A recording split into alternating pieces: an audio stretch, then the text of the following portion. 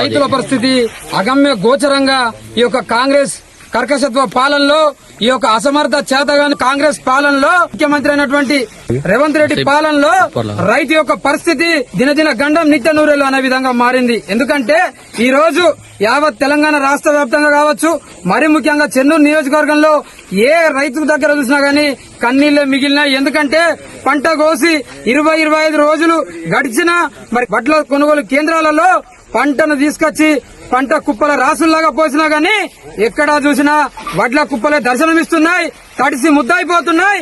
అయినా గానీ ఈ చెన్నూరు నియోజకవర్గంలో ఉన్నటువంటి రాష్ట్ర మంత్రిగా వ్యవహరిస్తున్నటువంటి చెన్నూరు ఎమ్మెల్యే మంత్రి వివేక్ గారికి కనీసం ఇప్పటికీ ఈ రైతుల పట్ల చీమ కుట్టినట్టు కూడా అవ్వడం లేదు.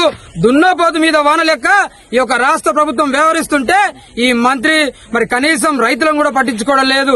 ఎందుకంటే గతంలో ఇదే నియోజకవర్గం నుండి చెన్నూరు మాజీ శాసనసభ్యులు, ప్రభుత్వ విప్, ప్రియతమ నాయకులు, చెన్నూరు అభివృద్ది ప్రదాత డాక్టర్ బాలకృష్ణన్న గారు ఈ నియోజకవర్గంలో ఎమ్మెల్యేగా ఉన్నప్పుడు మరి రైతుల ముఖంలో సంతోషాన్ని చూసేందుకు మరి ఆనాడు చెన్నూరు నియోజకవర్గం పచ్చబడ్డది, ప్రశాంతంగా ఉండే. ఈ రోజు ఈ యొక్క మంత్రి ఇలాకలో మంత్రి నాయకత్వంలో రోజు రోజుకు మరి అరాచకాలు, అనేక రకాలుగా ఇబ్బందులు ప్రశ్నించిన వారిపైన, ప్రశ్నించిన గొంతు పైన ఉక్కుపాదం మోపుతూ మరి అక్రమ కేసులు పెడుతూ ఈ రోజు పాలను గాలి కొదిలేసి, వడ్ల రైతులను గాలి కొదిలేసి కేవలం ప్రభుత్వాన్ని ప్రశ్నించిన వారిపైన కేసుల పర్వంతో ఈ రోజు ప్రభుత్వాన్ని నడిపిస్తున్నటువంటి మంత్రి వివేక్ గారికి మరి రైతుల పట్ల ఎందుకింత చిన్న చూపాన్ని అడుగుతున్నా.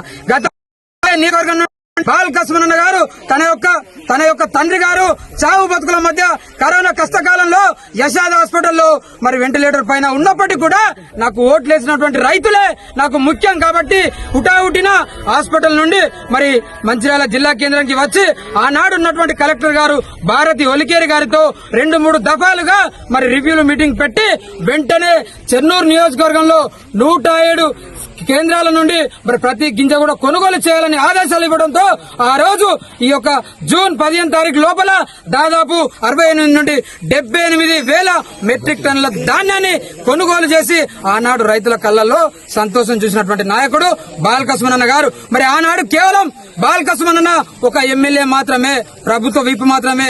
ఈ రోజు ఈ మంత్రి వివేక్ గారు కేబినెట్ హోదాలో మంత్రిగా ఉన్నారు. ఆ రోజు బాలకృష్ణన్న గారికి ఎందుకు సాధ్యమైంది, ఈ రోజు మీకు ఎందుకు కావడం నేను అడుగుతున్నా.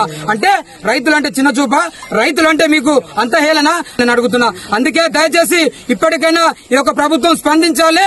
తప్పకుండా మరి వెంటనే ఇక్కడ ఉన్నటువంటి చెన్నూరు నియోజకవర్గంలో కావచ్చు, అదేవిధంగా మంచిర్యాల జిల్లాలో కావచ్చు ఉన్నటువంటి ప్రతి ఒక్క ధాన్య గింజను కొనుగోలు చేయాలి. మంత్రి గారు మేము దయచేసి 2 చేతులు జోడించి రైతుల పక్షాన అడుగుతున్నాం, వేడుకుంటున్నాం. వెంటనే ఈ యొక్క ప్రతి గింజను కూడా కొనుగోలు చేయాలి.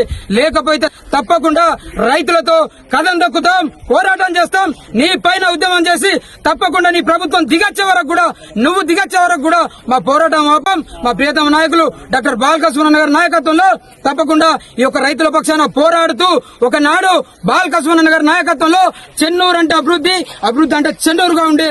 కానీ ఈ రోజు రైతుల వడ్లను గిట్ట కొనుగోలు చేయకపోతే తప్పకుండా చెన్నూరు అంటే ఆందోళన, ఆందోళన అంటే చెన్నూరు అని మేము నిరూపిస్తామని తెలియజేస్తూ దయచేసి వెంటనే మంత్రి గారు స్పందించి కొనాలని తెలియజేస్తూ జై తెలంగాణ.